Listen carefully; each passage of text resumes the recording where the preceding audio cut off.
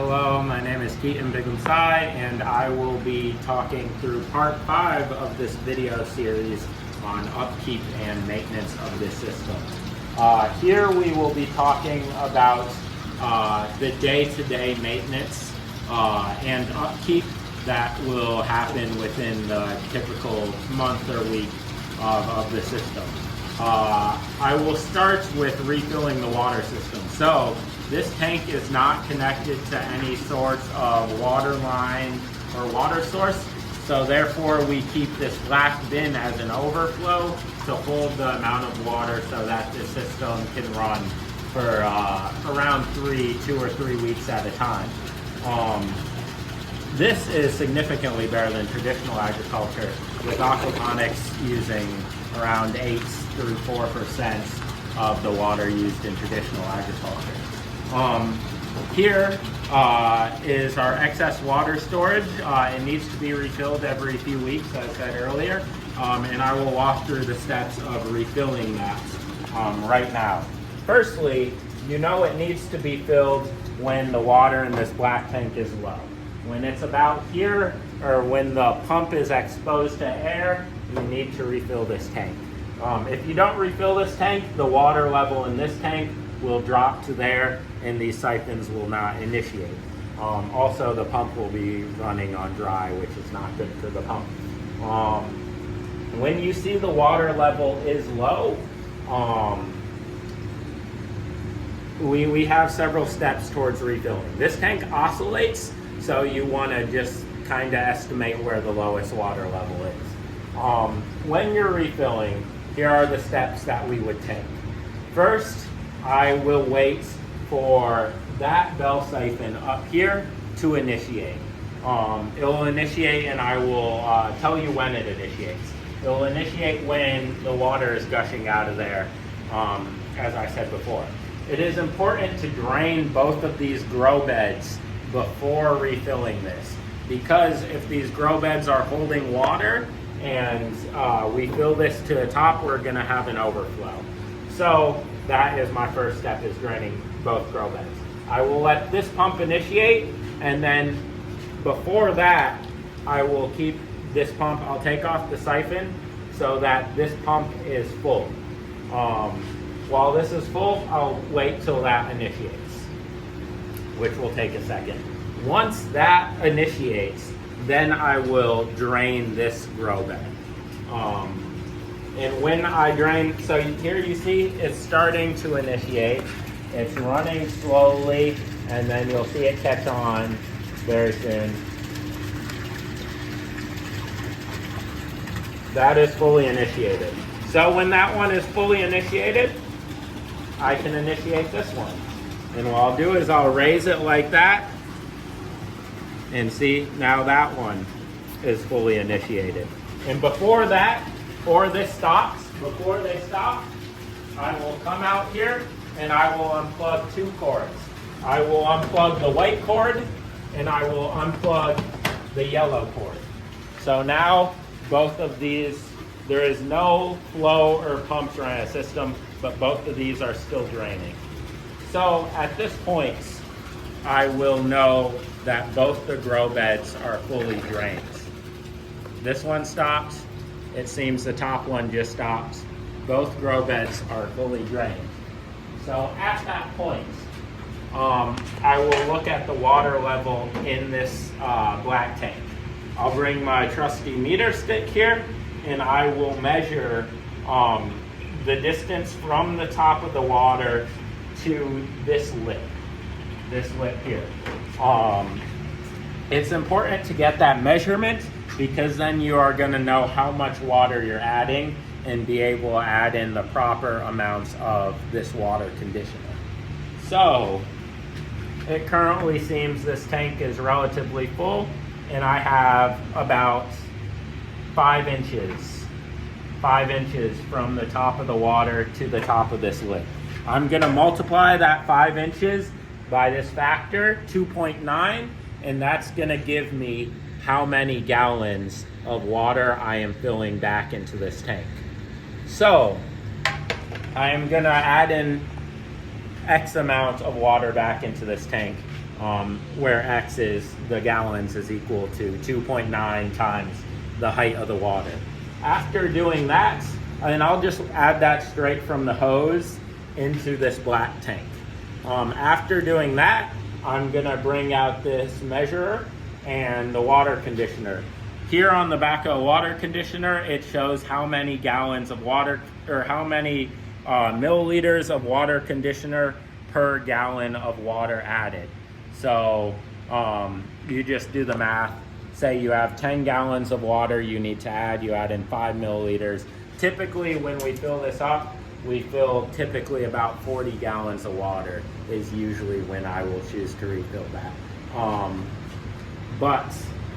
Yeah, so make sure to add this, and I use it with this utensil, and then I typically add it straight into this grow bed just to give it some time to disperse before hitting the fish tank. That is all you need to know about water. And then once you're done with that, you go back in and you plug in the yellow and the white cord. So I am going to do that now. And make sure to plug in both of these cords. If you only plug in one, it's going to be a bad day.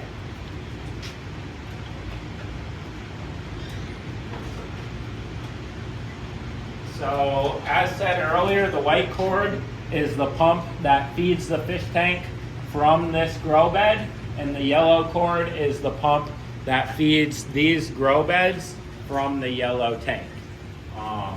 And you've got to plug them both in so that the system runs in tandem.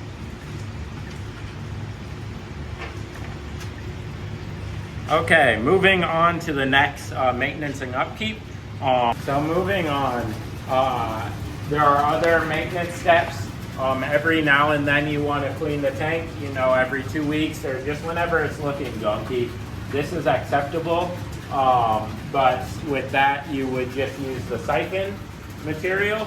I feel that's pretty intuitive. So, but do that every frequently now, just to keep gunk off the bottom of the tank. With that tank cleaning, you're going to want to remove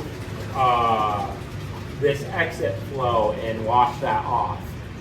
Again, what you do is right at the corner here, you pull it off that way. You pull the whole bottom tube off that way. And you'll see it's not on very tight, and you just remove that tube straight up out of the tank and hose down the bottom of the mesh to allow it to have better flow. And when you put it back, you want to make sure not to put that tube snugly on there, just slightly connected, so it's not hard to get back off, just slightly. When cleaning the tank, or if you have any reason to drain the tank, it is recommended that you don't drain the tank past half. More so on that, testing water quality, we emphasized the importance of water quality earlier. We have a test kit over there that allows you to do it by hand, along with the instructions. Follow those. Introducing plants into the system. Yes, so there are many ways you can do that. Firstly, you want to take this off. It's easier to manipulate this grow bed when the grow bed is full of water. Whilst you do that, there are certain plants that work well in aquaponics. You can find a list of agriculture plants that often do that online. Again, we have relatively low nutrient levels in this system, just since we do not have the max amount of fish in this system. Therefore, you don't want tomatoes, high nutrient plants, but plants that can use this. Also, plants that are in here are currently tolerant of high pH, which is the current issue we are running into. But in general, viney plants, or something like this spider plants, do very good. Plants that are very dense and very hard, like these, do very well.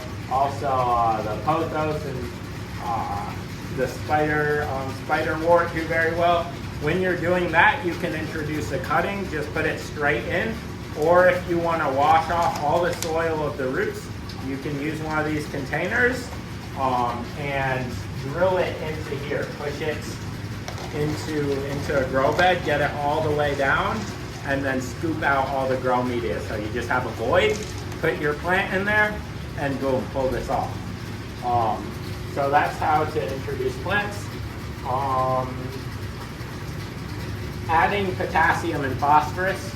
Some plants need those additives as well. Chris will be buying a potassium meter, and we will have potassium additives. Look up online how much to use for the area of grow bed and troubleshoot. Maybe start lower.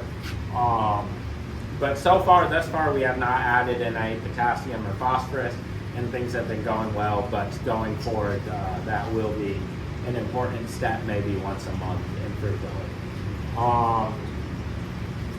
Adding on the front panel. Also, maybe yearly, you will want to take out the gunk in the grow beds and maybe clean some of the pipes. Yeah, that shouldn't be an issue as long as things are running well. So, adding the front panel to the system, if currently we don't have the front panel on the system, but if it was a display moment or you wanted to, you would add it right here. We're going to show you a front panel which is in the hallway, but basically it has a mechanism like this that goes in here on that and latches in. It just sits on there, so it starts in and then it sits down, and then it latches on here and covers that. To get that out, you have to kind of use your foot, pull out the bottom a little bit and lift the whole thing up and put it down. And then back here, we have a cover that goes over the thing, so it sits right on these grooves and goes over a panel and makes everything very uniform and clean.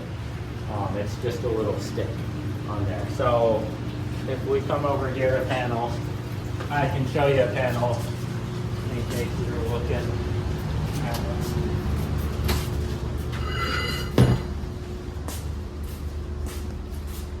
So this is the front panel. As you see, it fits right on that system.